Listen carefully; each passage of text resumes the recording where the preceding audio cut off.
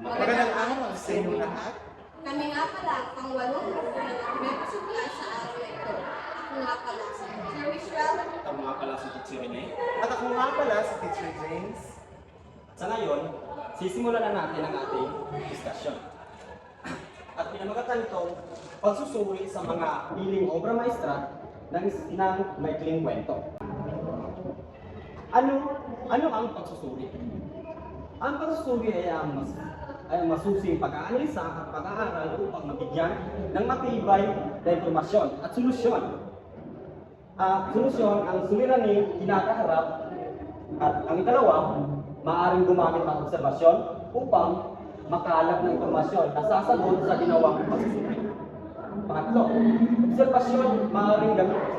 sa obserbasyon, maaaring gamitin ang 5 padama, malikain at tiyak na pag-iisip. At dumako na tayo sa paraan ng pagsusuri. Una, suriin ito ayon sa paksang nakapaloob dito. Pangalawa, suriin ito ayon sa nilalaman. At ang pangatlo, suriin ang kwento ayon sa uri. At ang pang-apat, suriin ang mensahe na nais itabati ng isang manunulat.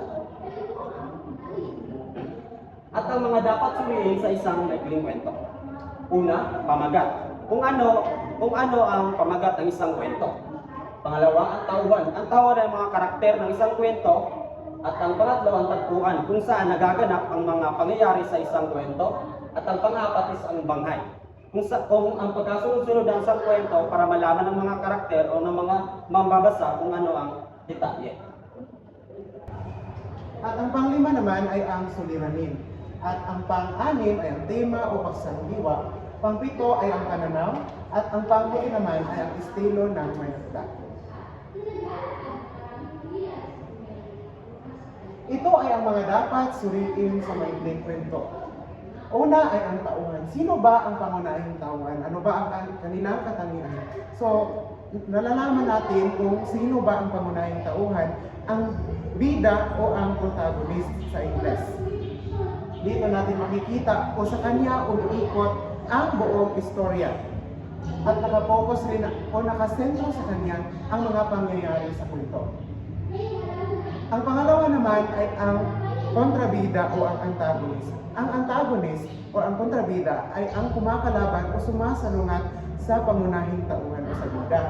At meron din tayong pantulong na tauhan o ang mga sumusuportang tauhan sa pangunahing tauhan. At ang panghuli naman ay ang iba pang mga tauhan na maaaring lumitaw sa maikling kwento na may ginagampanan ng iba't ibang papel.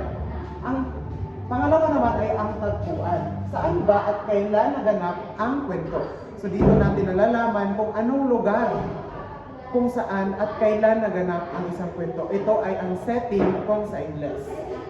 Ang banghay naman, ano ba ang mga pagkasunod-sunod ng mga pangyayari? Ito ay ang outline sa Ingles na nalalaman natin o para mas mauunawaan ng mga mambabasa kung ano ba ang mga mahalagang pangyayaring sa maikling kwento. At ang pang-apat naman ay ang suliranin. Ito ay ang problema o conflict sa kwento. Dito nalalaman ng mga mambabasa kung ano ba ang problemang haharapin pa ng mga tauhan o ng pangunahing tauhan sa kwento. At ang huli naman ay ang wakas. Ito ay ang pinakadulo ng kwento. Dito makikita natin ang mga problema na nasusolusyonan sa mga kinakaharap ng pangunahing tauhan o ano ba ang problemang dapat solusyonan sa maikling kwento. So sa tema naman, alam natin na ito ay ang pangkalahatang ideya o mensahe na nais ipabatid ng kwento. Kung ano ba ang sentral na mensahe sa kwento. Ano ba ang mga pagpapahalaga sa aral o sa buhay na ipinapakita ng mga karakter sa kwento. At ang aral naman, alam natin na ito ay ang leksyon o moral na makukuha ng mga mambabasa sa kwento. At maaaring ito maging gabay sa buhay ng mga mambabasa. Paano ba ito nauugnay sa lipunan o sa sariling karanasan? At ang susunod naman ay ang pananaw at estilo. Ang pananaw o ito ang kung kaninong pananaw ba ito? First person point of view or second or third person point of view or ang unang panahon, ikatlong panahon at ikalawang panahon. at ang estilo ng may akda.